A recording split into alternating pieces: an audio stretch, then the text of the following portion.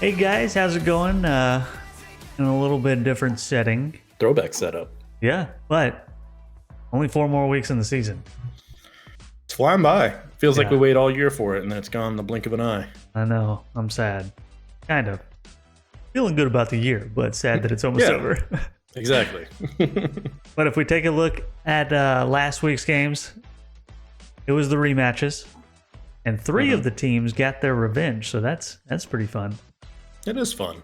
Pantaji Pool team, not one of the teams to get the revenge. Nope, that's an 0-2 to Alex for Yeah. Jacob. It's also wild that both times he plays Alex, he is the bottom score. Everyone's usually worried about the Alex apocalypse of Alex just scoring a lot, and Jacob's like, what if I go down to his level and try to take the lowest score? And he's done it twice. So maybe if that was his goal, it's fine.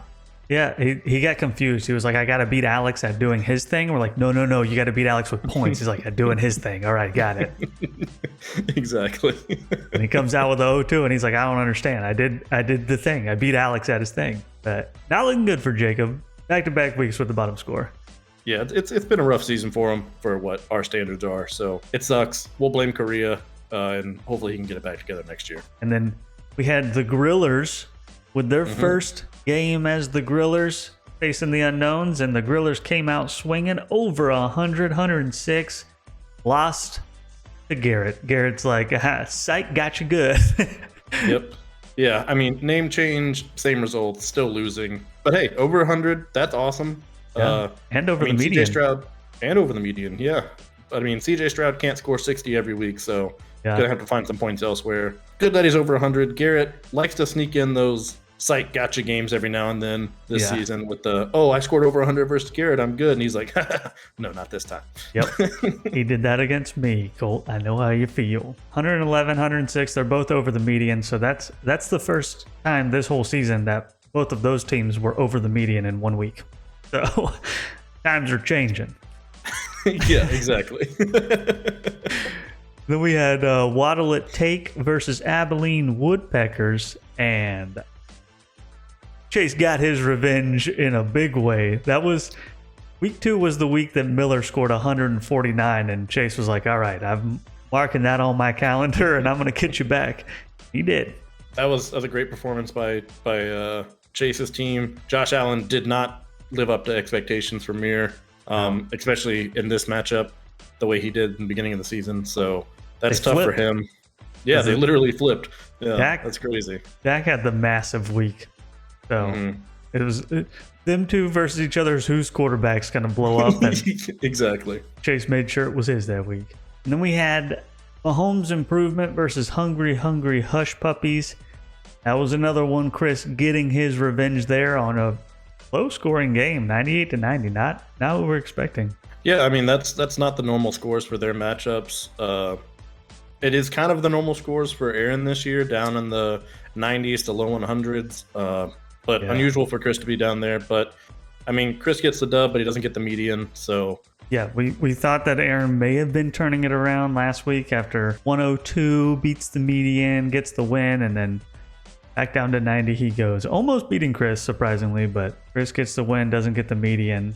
Still stays in third, though. So, and then the big old game, number 1 versus number 2. I got my revenge on you. Yep. I didn't get to play with my shiny new toy and AJ Brown. Still put up a top 3 score though, so I have to be happy with that. For some reason, every week I play you, Keenan Allen and CeeDee Lamb decide to have just absolute barn burner games. So I don't really know what the hell that is, but I don't like it. Those two went off. I think they both got 35 for you or something like that. So Yeah. ridiculous. Yeah, I like that a lot. Also, very much enjoy not having a running back die in the middle of the game. yeah, that's a good one too. Yeah, that's fun. But yeah, that's another top score for me. That's actually number that. My hand's getting blurry. It's number 5 on the year, which never been done before. There's been 4 Yeah. top scores in a year, never a 5th though. So I mean, yeah, cool stuff. Glad you got that. Glad it was against me. That's super fun. yeah, if we take a look at the standings now, because of that game, hop you. Just a little hop there. We got the same record, but you've got the points for on me this year. Your team's been crazy. Chris losing to the median. Doesn't move, but he gets a little bit further away from those bye weeks and is only half a game ahead of Chase now, who also didn't move. Aaron, Jacob, and Miller, I don't even know if they know what happened. They all just kind of like slept and fell down one spot as Garrett just jumps all three of them up to 5th place. That 2-0 is something crazy down there in the middle. Garrett plugging away with those head-to-head wins. He finally tacks on a median with it and jumps 3 spots. That's crazy. Especially this late in the season to get that big of a jump in 1 week. The bottom 6 are still 2 weeks apart. So literally Alex is he's the same distance away from Garrett as Chase is from us. So plenty of time for movement to happen. Yeah, I mean, there's 4 games left, 8 potential victories that you can get. So, I mean, it's coming down to the wire, but there's still plenty of movement that can happen here in the last couple weeks. All right, on to this week's games. This is the rematch from week 1 week. First up, we got number 6, Hungry Hush Puppies versus number 9, the Grillers. And Colt won the very first week by 2 points. So 87-85, pulls it off, and that was to kick off the grilling season. I guess he'll do another grilling session if he beats the same team. I don't know. Yeah, I mean, we haven't had a rematch grill yet, so maybe. But that also requires Colt to win, and that's it's been pretty hard for him this year. So. Yeah, but at the same time, it's been pretty hard for Aaron.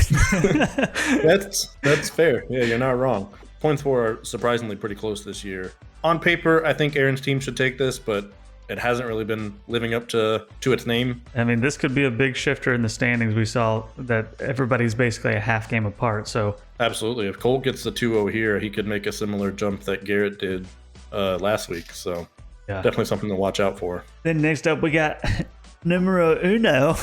Trade Station versus number 7 Pantaji Poobah team. A little elder matchup. I mean, we have this weird like circular relationship in elders where like I beat Jacob, Jacob beats you, you beat me kind of thing, where we just kind of go in a circle.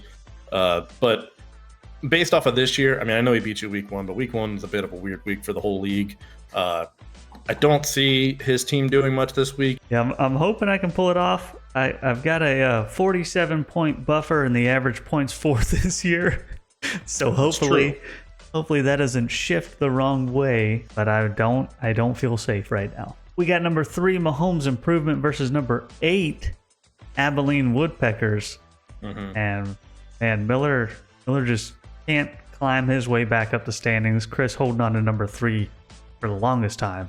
And back in week 1, Chris won 124-64. Not a great week for Miller. Mir, he came out, he rated Chris number 9 overall in the standings, and we all gave him shit for that. It was a ha-ha funny moment. But yeah, Mir's team not been very good this year. He's been a bit unlucky. I mean, I think it's the same story every week. He needs someone other than Josh to, come to play. Although last week, Josh didn't even come to play. So got to give a shout out to Chris, too, on his preseason rankings. He ranked himself 2nd and Miller 7th, and he's 1 off on both. It's pretty good.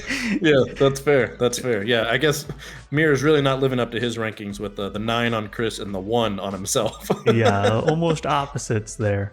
And yeah. Chris does not hold back in their matchup history, averaging 141 against Miller. Yeah, that is an absurd 7-game average. Yeah. Then we got number 5, the Unknowns, here climbing his way back up, versus number 10, the Bad Boys. Week 1 was game 5 that nobody had conquered, and Garrett conquered it. So we're in unknown territory right now with the Unknowns. The perfect place to be. Their previous matchup this year was horrendous for both of them, a 57-47 barn burner. But like you said, Garrett's never lost to Alex. Alex has never beat him. It's the only team that Alex still hasn't beat. I don't know what to expect in this one, honestly. This is like 2 enigmas going up against each other. You just really have no idea what you're going to get. We've never seen a 5-0 team against Alex play Alex again, so who knows? Yep. Maybe the whole league just like, we're going to get another like DeMar Hamlin weird situation. Not like someone dying on the field, but like just one of those like unprecedented circumstances like that was last year in the championship week. That's what's going to happen this week because that's what has to happen. Yeah, there's going to be like a database wipe at Sleeper and we just lose the whole league whenever this game starts. Yep, exactly. Then last up we have number 4, What'll It Take versus number 2, Red Rain. I don't play well against Chase for the most part. I squeaked away a victory with a 102 score in week 1 against him. He had his worst score of the year, like a lot of people did. I want to say I'll do good, but I just my team doesn't do good against Chase. I don't know what it is. Really odd fact here. It's only been 11 weeks. Chase has played the number 2 team 4 times.